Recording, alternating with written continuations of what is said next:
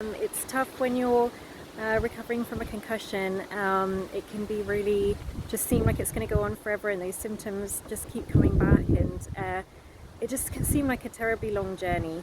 And just one thing that I was thinking of, I received a book this week, which was a book called I Am Enough by Marisa Peer, who is a well-known British hypnotherapist, and Marissa's message that I am enough is so important, and so often we don't think I'm enough.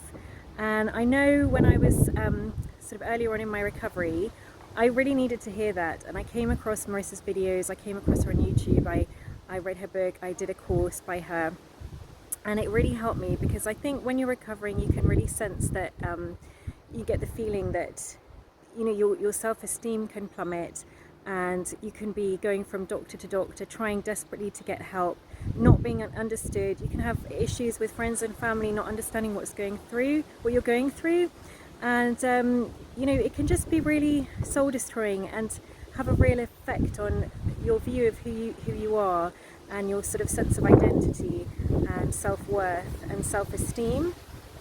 So if there's just one thing you think about today, or you're thinking about this week, it's very, very windy, is just remember that you're enough. You're special, there's no one else like you. You're here for a reason, and whatever's happened to you, it's not what you expected, it's not what you planned, it's probably you're struggling to make sense of it, but you are enough, and you've got the strength to get through this, and to find a way through, and to heal and improve, and not be in the place that you are today.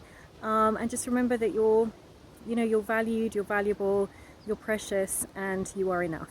Okay, so I hope you take that with you today and this week. Take care. Bye bye.